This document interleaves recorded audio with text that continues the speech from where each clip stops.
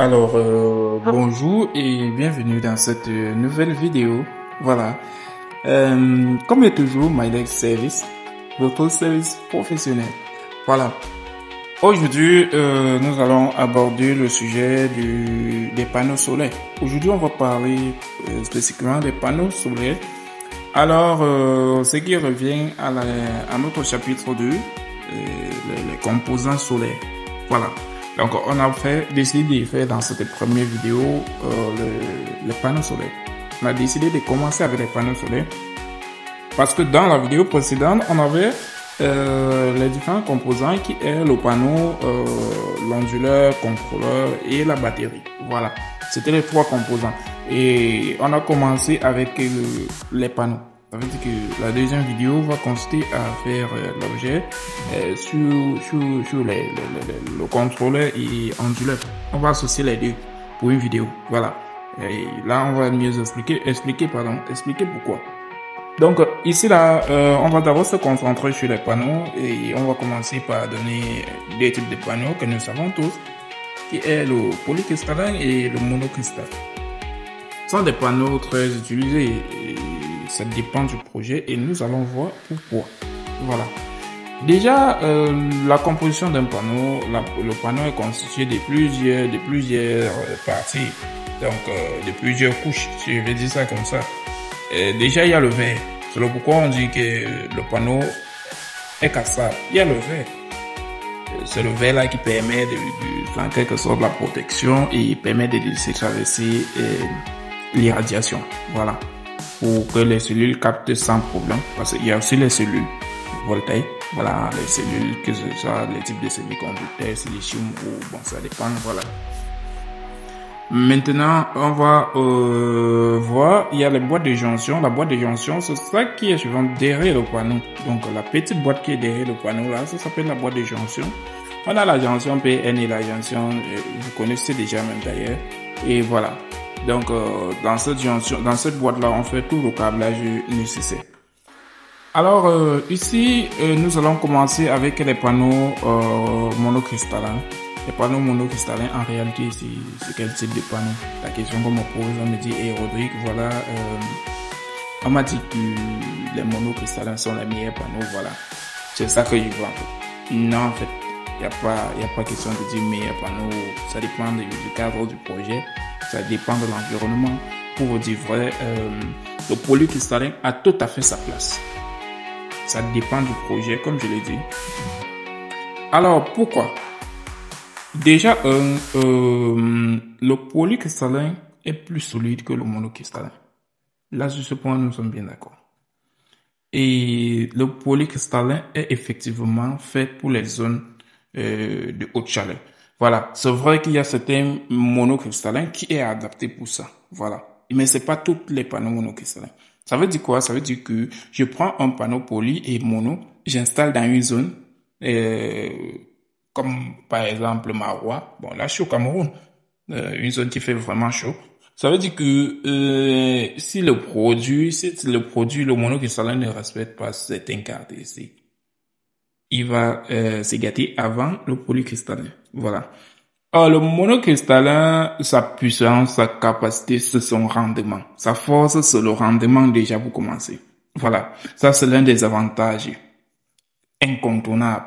C'est ça qui fait vraiment la différence. Parce que son rendement est très élevé. Ce qui veut dire, si le rendement est élevé, qu'est-ce qui se passe? Le produit est contracté. Donc, la taille, ça diminue la taille. Et vous savez, le projet, c'est la taille. Donc, aujourd'hui, la technologie, on cherche de plus en plus à réduire la forme. Donc, à diminuer la taille. Voilà. Et imaginez un peu la taille des panneaux réduite. Ce qui revient à dire que ça gagne en espace. Et si ça gagne en espace, ça veut dire que ça gagne aussi en capacité et en performance. Voilà. Donc, le monocristallin, je dirais que c'est généralement fait pour les zones urbaines, pour les zones saturées. Donc, c'est très parfait pour ce genre de zones. Le polycristallin est vraiment adapté pour les zones rurales, si je dis comme ça. Donc, dans les zones où... Petit, félicitations.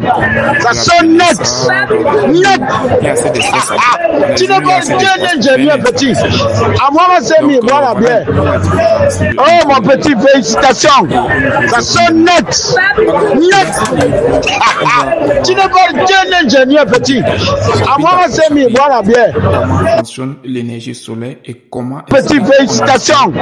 Ça sonne net. Net. Tu n'es pas un ingénieur, petit. À moi, c'est mis. Voilà, bien. Oh, mon petit, félicitations. Ça sonne net. Net. Tu n'es pas un ingénieur, petit. À moi, en courant continu, plus précisément. Voilà. C'est vrai, quelqu'un m'a dit en commentaire, bah, il y a des panneaux qui sont déjà en AC. Non. Non, le panneau ne produit pas le courant AC, en fait. Et pour répondre, le panneau ne produit pas de courant AC. En fait, il y a ce qu'on appelle les onduleurs de ligne. Et ces onduleurs-là sont directement intégrés à la sortie. Ça veut dire qu'à la sortie, ils convertissent directement la tension. Vous voyez, et maintenant, on associe ces différentes tensions. Ça convertit directement en AC. Mais ce n'est jamais le panneau qui convertit ça. Voilà, les gars. Donc, voilà à peu près comment ça se passe par rapport à ce sujet-là. Et le panneau, comme je l'ai dit, c'est lui qui convertit l'énergie solaire en énergie électrique. Donc, voilà. Et je pense que c'est le cœur du système, en fait. C'est le cœur du système parce que tout se résume à ce niveau, tout part de là pour pouvoir créer ce qu'on appelle l'énergie renouvelable. Voilà. Donc aujourd'hui, je pense que quelqu'un si te demande, voilà, pourquoi est-ce que on installe le monocristallin, déjà par rapport à son rendement, et il occupe si le rendement est élevé, ça veut dire qu'il prend moins d'espace. Voilà. Voilà déjà un avantage très concret. Parce que son avantage, c'est son rendement part pratiquement de 22% à 26%. Voilà. Et maintenant, le polycristallin sont des panneaux très solides quand même, et c'est fait pour les zones reculées. Donc, pour plus d'espace, on a besoin de ces panneaux-là parce que c'est plus résistant en fait. Voilà. Et maintenant, qu'est-ce qu'on va faire aujourd'hui? Qu'est-ce qu'on va faire là-dessus? On va essayer de comprendre. On va essayer de comprendre pourquoi est-ce que le monocristallin est plus vendu sur le marché que le polycristallin. Voilà. Ça, c'est une autre question qu'on me pose. On me dit pourquoi est-ce que quand vous faites la publicité, c'est beaucoup plus monocristallin que vous faites. Bah, en réalité, le monocristallin, en termes de coût, ça revient aussi moins cher, les gars. Parce que, en termes de douane et autres, ça revient moins cher. Imaginez un panneau qui pesant 25 kilos et l'autre qui pèse 15 kilos. Ça veut dire qu'on gagne 10 kilos. Ça veut dire qu'on gagne 10 kilos sur la douane. Donc, sur le transport du panneau. Et déjà, le matériel utilisé, les matériaux utilisés pour la fabrication, ça permet de contracter, de réduire la technologie, voilà. Ce qui revient encore plus moins, voilà. Donc, c'est un peu ça. Et maintenant, on me pose souvent la question à savoir, Rodrigue, comment on fait pour connaître un panneau monocristallin ou un panneau polycristallin? Effectivement, c'est une question qui revient la plupart des temps. Déjà, avec les couleurs. Avec les couleurs, vous allez vous rendre compte que le monocristallin soit sur le bleu foncé. Je précise bien, le bleu foncé ou le noir. Voilà, par exemple, les deux qualités. Maintenant, le polycristallin, c'est le bleu ciel. Vous allez voir que c'est le bleu ciel. Et maintenant, il y a encore un autre détail. Vous allez voir que le mono est arrondi. Ces bornes sont arrondies. Par contre, le poly passe directement sous forme des rectangles. Donc, c'est pas arrondi du tout. Voilà. Donc, déjà, voilà les petits paramètres que vous pouvez vous servir pour définir. C'est vrai qu'à la base, sur chaque caractéristique, chaque dossier technique du panneau, il y a le type des panneaux. Il y a déjà ça pour commencer. Et le rendement, tout autre. Voilà. Donc, c'est un peu ça. Et je pense que j'espère que cette vidéo vous est utile et n'hésitez pas à vous abonner à la page Aide en énergie renouvelable. Voilà. pour ne pas rater les prochaines vidéos et surtout, le livre est disponible. Le livre complet en énergie devenue professionnelle, en énergie renouvelable. Là, on ne fait que parler des panneaux aujourd'hui. Demain, on va parler des onduleurs, contrôleurs et puis batterie, voilà. Et peut-être au chapitre 3, on va pas trop détailler.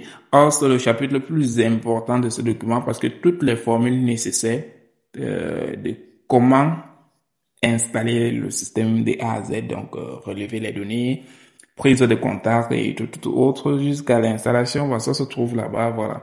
Les gars, c'était Milex Service avec Rodrigue derrière la caméra, voilà.